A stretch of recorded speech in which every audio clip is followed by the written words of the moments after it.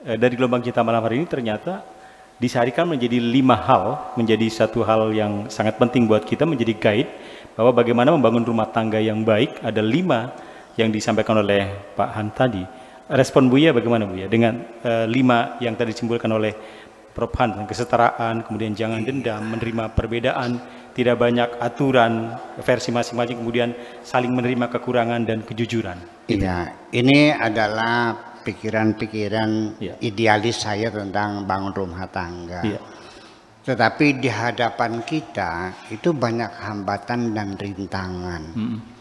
Karena tradisi-tradisi pernikahan yang sampai sekarang itu masih tetap merawat tradisi-tradisi abad ke-7. Di mana perempuan dilamar. Dan tidak boleh dilihat kecuali boleh melihat wajah dan tangan. Ini undang-undang hukum ini. Dan masih berlaku di negara-negara Islam itu.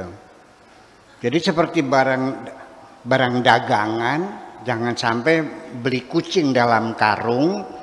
Maka hukum fikih itu membolehkan laki-laki melihat perempuan sebatas wajah dan telapak tangan. Itu pun kalau ada kepastian akan melamar. Ini kan berarti kan tradisi lama yang masih kita rawat.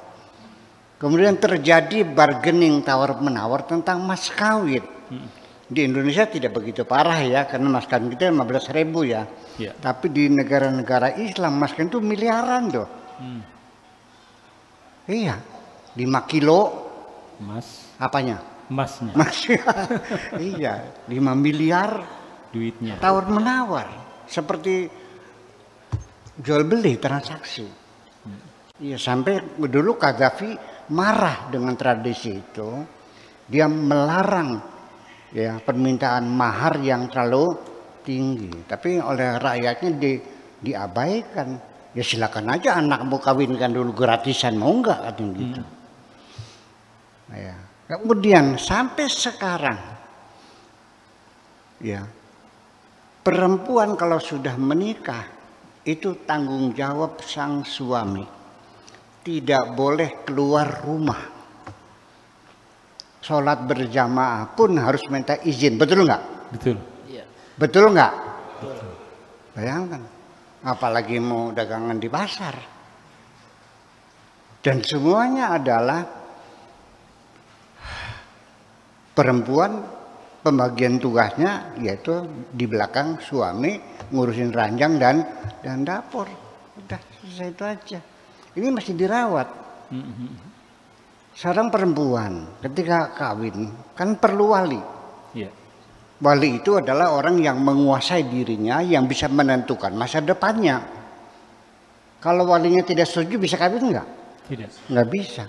Berarti perempuan masih belum merdeka dong.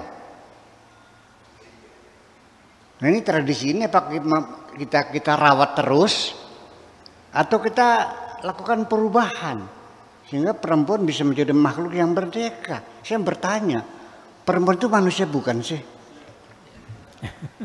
Ini kan jadi persoalannya gitu. Dan ini kita mesti berhati-hati. Ya, masalah warisan juga. Kenapa perempuan separoh?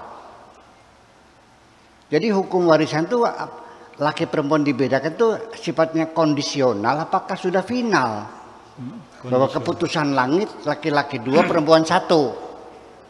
Atau itu kondisional berdasarkan tradisi yang berlaku.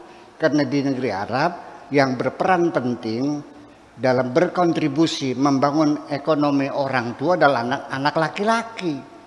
Maka wajar laki-laki dapat 2, perempuan dapat 1. Kalau di sini siapa yang berperan membantu orang tua? Perempuan. Kalau kita sedang repot, yang mengasuh adik-adik kecil anak laki anak perempuan. Perempuan. Yang ke pasar? Perempuan. Yang nyuci piring? Perempuan. Yang jadi TKW? Perempuan. Lalu ketika orang tua mati, laki 2 perempuan dapat 1. Ini jadi masalah ya gitu. Ini apalagi saya dulu Pak Menteri Agama Pak Munawir Syadzali mengatakan bahwa hukum waris itu sudah tidak relevan lagi. Diserbu kan? Nah itu persoalannya. Jadi kita berhadapan dengan masalah-masalah yang multidimensi ya, ada akidah, keyakinan, budaya dan sebagainya. Tetapi kita tidak boleh diam, terus saja bergerak sebisa-bisa. Dan tidak mesti kita selama saya hidup, saya melihat hasil kerja saya kok. Saya bekerja saya, tidak mesti saya harus melihat hasilnya. Seperti halnya ada orang tua 90 tahun nanam kelapa. Ditanya sama tetangganya, nanam apa? Nanam kelapa. Kapan mau memetik buahnya? 90 tahun nanam kelapa. Saya nanam ini bukan buat saya, buat anak cucu saya. Betapa hebatnya orang tua itu yang memikirkan anak cucunya. Terima kasih. Luar biasa. Iya.